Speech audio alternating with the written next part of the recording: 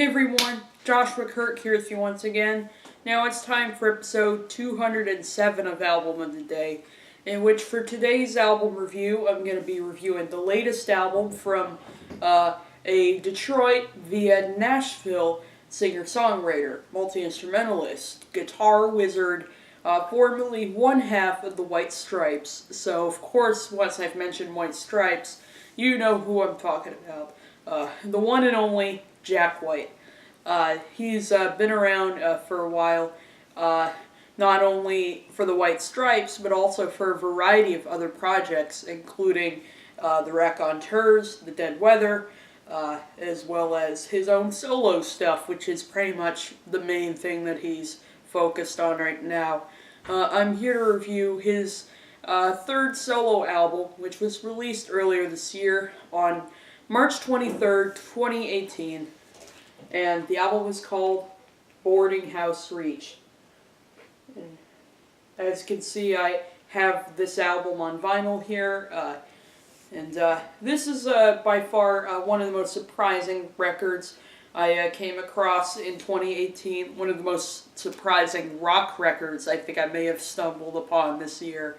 I'll tell you why in a moment, but anyway, here's a really cool front cover. A lot of people have had kind of debates about this cover, like, because, you know, is this a trans version of Jack White? Some people may have asked, like, and here's the back. There's 13 tracks, it clocks in at over 44 minutes. Love these kind of blue-ish photos on the album packaging. This is a kind of thick vinyl sleeve, I will say that. And it's got a little insert here, nice little, like, what seems like a constellation version of the album's cover. And, of course, gotta have the lyrics and some credits, which I know the credit letters are kind of hard to read. Yeah, I always love lyric sheets. We need more lyric sheets in our lives. And this is just a standard black vinyl. Here's side A. And then there's side B.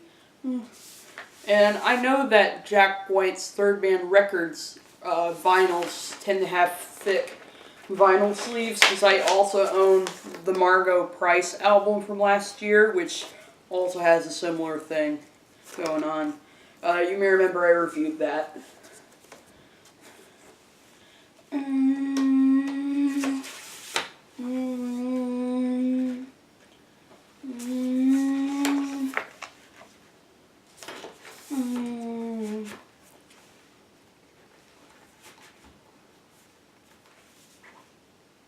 Alright, and that's the vinyl packaging for Jack White's Boarding House Reach. Pretty much the reason why this was by far one of the most surprising albums that I found this year was because it's definitely by far Jack White's most experimental and also kind of some of his most audacious kind of material to date. That at first I didn't really think that highly of this new sound that he had worked with. I kind of had skepticism because, some of Jack White's previous attempts at hip hop were just total garbage. Were just kind of like garbage.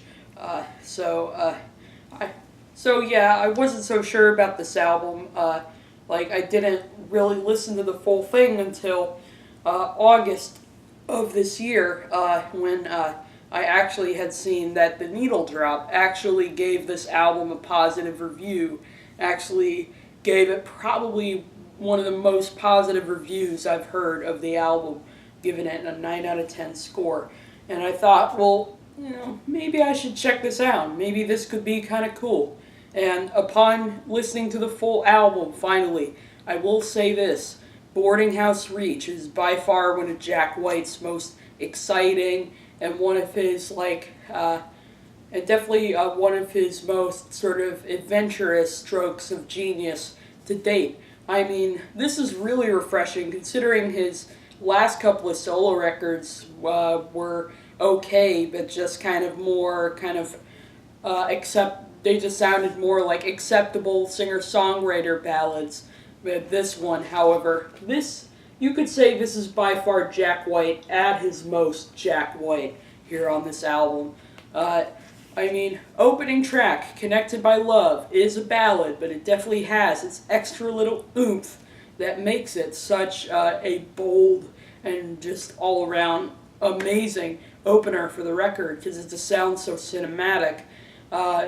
The lyrics on this song, it does sort of talk about a relationship where Jack White is sort of begging this person that's sort of connected to him through the internet by love, and sort of, telling her that he's kind of suffering, and, you just should find someone else, but at the same time, he says stuff like, I want to be directed by your love, and fantastic production on the song. It does feel like a ballad, some incredible organ and drum playing on the track, but then there's also some subtle electronic elements, like there's a kind of ominous bass synth in the background, along with some electronic drums, and really cool. And I love all the multiple solos that occur towards the middle of the track, including really good organ solo, and also I'm hearing a solo that sounds like guitar, but I don't see electric guitar in the liner notes for this song, so it could be synthesizer maybe, but which it is followed by a pretty killer synth lead solo after that. It's a great opener for the album, and again, this is one track that, upon first hearing just a sample of it and hearing it on SNL back in April, I wasn't a big fan, but it's really grown on me to the point where I love the track. Oh, and I should also point out, I love the very peppy, but also at the same time freaky backup singers. We're connected, and then that song is followed up by a more somber moment on the album, which is the song Why Walk a Dog. But instead of just typical singer-songwriter like he did so much on his previous two solo records, this one has this really kind of tense, ominous bass synth, as well as a very cool drum machine, some freaky synth leads that kind of sound like an organ a little bit, and Jack White's vocals on the track sound kind of eerie and sort of pensive, this song isn't necessarily about dogs, or of course, this song isn't necessarily about dogs or birds, or even though it does mention things like, why does a dog need to listen whenever you shout, or there's three birds fighting out in the yard. Sort of about people arguing about something. Basically about people kind of arguing about stuff that Jack doesn't really understand necessarily, so he's kind of asking all these questions that still sound very compelling. And I do really like that weird guitar solo that he puts in the middle. I mean, this is a more ambitious Jack White, but he still has the ability to crank out some pretty killer riffs throughout this album. Like on the next track, Corporation, which is one of my absolute favorites on the record. It's a very tasteful mix of punk, soul, and funk. You mix together these distorted guitars and crisp drums with some really funky electric keyboards, along with some Latin congas and percussion as well. It's a really killer track. It's over 5 minutes, and half of that 5 minutes is basically Jack White and his current band basically just jamming and sounding absolutely amazing. Like I love the rhythms on this track. The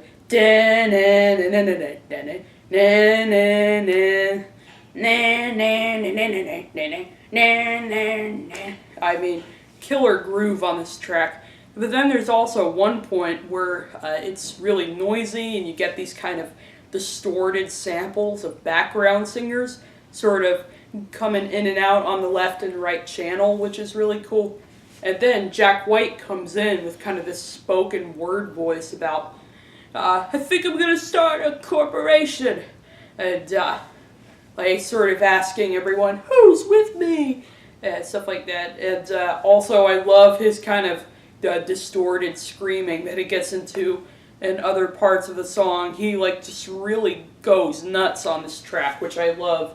And also there is some kind of clever, kind of off-the-wall phrases on this song that include stuff like, I'm talking about buying all the empty cots and making one giant army. Who's with me? Who's with me? Overall, most of the experiments throughout this album work really well. There are a couple here that I think kind of go a little overboard, like on the next track, which is the interlude, Abulia and Acrasia, or however you say it. Basically a 1.5-minute interlude featuring this kind of like instrumental that's got this like kind of Middle Eastern violin sort of sound going on, along with horns and melancholy piano. It sounds kind of nice, but it is like a bit too campy for my taste, especially when it's like put over C.W. Stone King's spoken word part, which it definitely is very kind of cool with its kind of Shakespearean vocabulary, but you know, what the heck is he talking about? You know, that's a question that, yeah, I dare some of you guys to help me answer here. But I do love the next track, Hypermisophoniac, which is this really just crazy, and it's a perfect balance between kind of chaotic and raw, but also like very lushly produced as well. It features this kind of weird synth lead kind of lute that plays throughout the song that goes like, which I know may irritate some people, but personally, that's part of what makes this song so compelling when it's put over off-kilter pianos and some kind of twangy guitar riffs and crazy drumming, as well as some really cool vocal manipulations that sound as if like the singer's face is melting or something like that. Or something like that. And then following that, we get the kind of really cool sort of rap of Ice Station Zebra, which has these really cool whizzing synth leads over some amazing drumming and really cool kind of funky bass line as well. And Jack White has this really like cool kind of idiosyncratic rap on the song, sort of taking a look at consumerism and stuff like that. And I love some of his like off-the-wall kind of lines, like here's an example. If Joe Blow says, "Yo, you paint like Caravaggio," you'll respond, "No, that's an insult, Joe. I live in a vacuum and I ain't copping no one." And he started talking about how everyone creating these products is a member of the family, passed down genes and ideas in harmony, and I love how he says that we're pretty much all copying God. I mean, listening to this rap, it's very obvious he was probably inspired by like some old school Beck. I mean, this sounds like something Beck could have done on an album like Mellow Gold or Odelay. Maybe more likely Odelay, because of course Mellow Gold is very stripped back and very lo-fi. But then the song transitions into this gorgeous kind of jazzier section with a piano as well as udu and conga, creating the cool little percussive effects, as well as what sounds like a clavinet played with a talk box or something like that. I think it's very funny how he slips in a line from a White Stripes song, "Never gonna have to hear the rings of school bells." Of course, that's from the song "The Air Near My Fingers" off of Elephant. Fingers. But then following this is probably my favorite track on the record, the one that I am just hardcore jamming to right now, and it's the song "Over and Over and Over," which is like probably the second single off the record. And this is a song that, yeah, when I first heard it, I wasn't a big fan, but now that I went and listened to the full album, I'm now just like bouncing around the room whenever I play this vinyl when they get to the song. I mean, killer lead riff on the song. Well, no. If you're not instantly just chair dancing when that riff pops up, you know, like, I don't know what's going on with you. On with you. And also, his vocal performance on here, which isn't really sung, but rather shouted, but it just sounds so incredible over at the amazing riff, as well as some awesome drumming on there as well. And I love all the points in the song where he creates these little instrumental breaks where you'll hear a variety of different instruments. At one point you'll hear synthesizer, another point you'll hear congas, but then at another point you'll hear the drums recorded in kind of a more, they sound like they were recorded using a tube or something like that at one point in the song too. Like the lyrical content, it is very like grandiose. I mean, again, like who knows what he's like really talking about the song, but he makes all these phrases sound so compelling as he is just as he and his band are just rocking out, probably the hardest he's rocked out since probably on a Dead Weather album or something like that. And also I love how his vocals are kind of pitch shifted at some points, so you'll get like over and over. It's awesome. But then following this track is probably my least favorite track on the album, which is "Everything You've Ever Learned," which is kind of like a weird spoken word kind of song, which opens up with Jack White in this like announcer voice saying, "Hello, welcome to Everything You've Ever Learned, sponsored by," which I have to admit that's kind of clever, like put over some kind of weird synths. And I think the instrumental build-up in the song is really cool. But like Jack White's rant on the song is, right, I think kind of hurts the track itself, because, you know, it sounds, you know, like a bit kind of too weird, or like kind of a bit like grating in my opinion. But then following this small little 2-minute lull is probably my second favorite track on the album, which is "Respect Commander." Opens up with this kind of like speedy, like driving, intense, like rock funk sort of dirge, featuring these speedy drum patterns. Probably some of the fastest drumming on the album. And then it also features all these like weird, just like synthesizer noises all over the place. Basically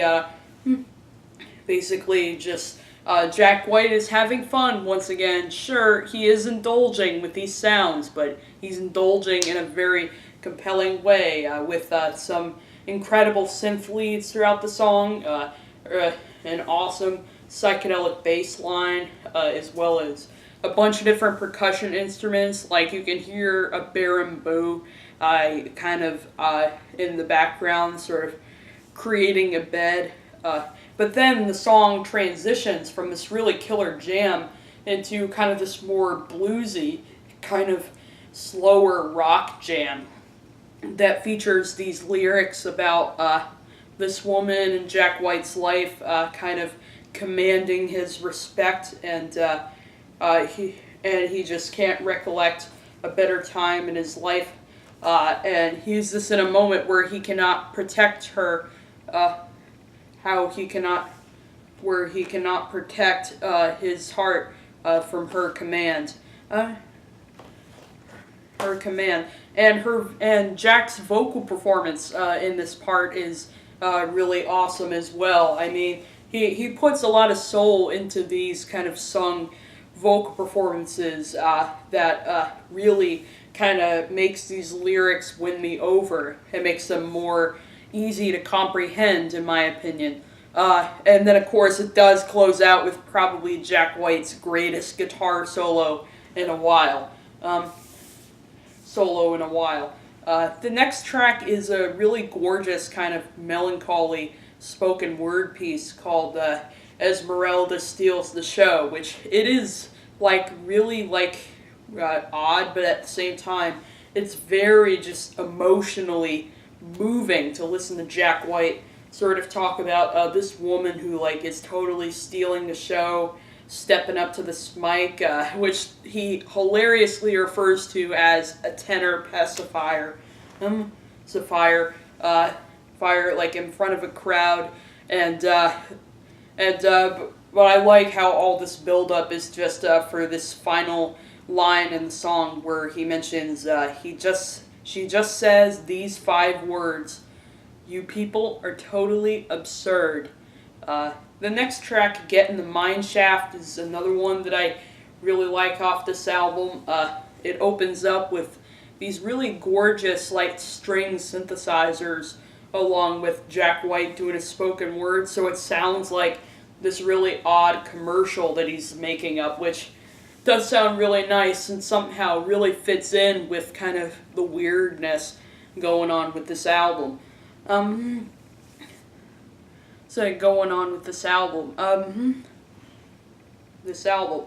then the song transitions into this really funky psychedelia where you're hearing talk box vocals, which the talk box vocals sound really cool because it makes Jack White's voice sound very like robotic and kind of robotic and freaky, which sounds really nice as he goes, "Can you hear me now?" Now, as well as these like sexy synth leads over that, the bass line complements it all really well. But then the song eventually transitions into this part where you're hearing these very like gospel-like choir vocals as well. It's definitely one of the most compelling. It's definitely yet another very compelling experiment that Jack White makes on this album. Definitely comes in this song, which is probably one of the funkiest, sexiest tracks that I actually think Jack White has ever written. The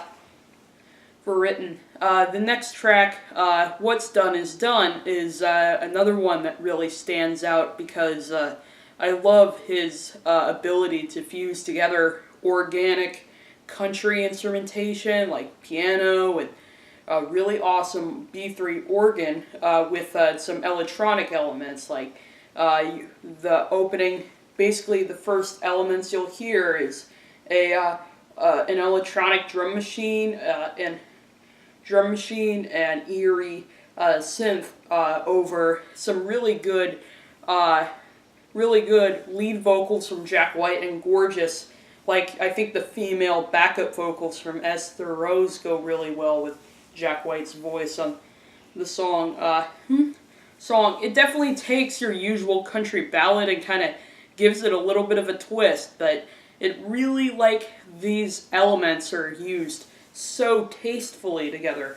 on the song. And it doesn't just sound like complete garbage or anything like that.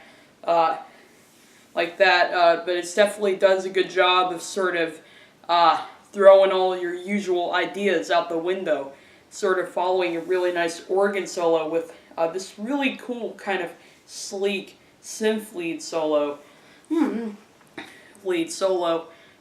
And then the album closes out with the song Humoresque, which is probably the most stripped back song on the record, and probably the least kind of weird track on the record.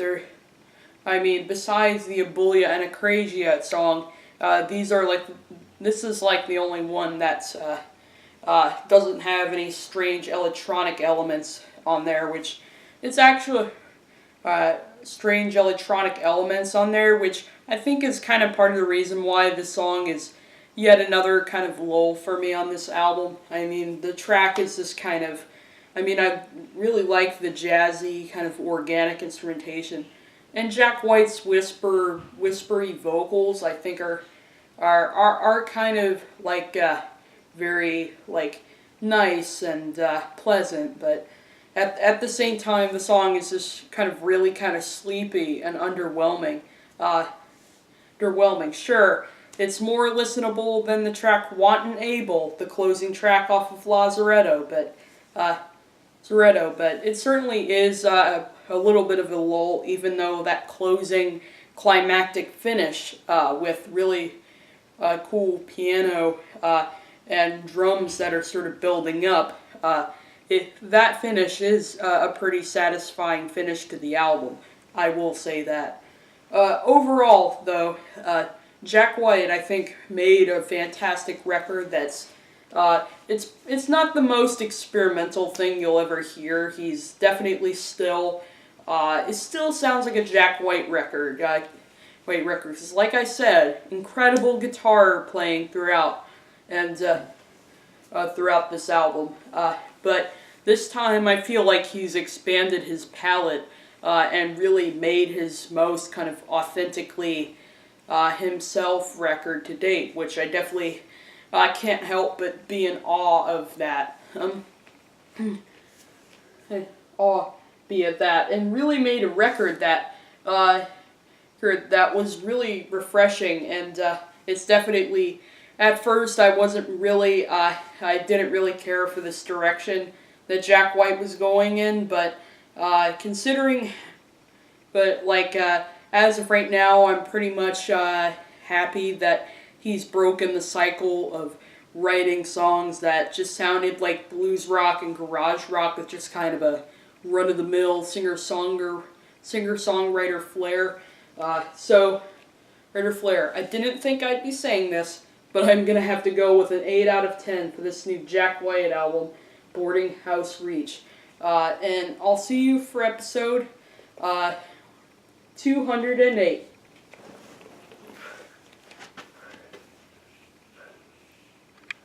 You people are totally absurd.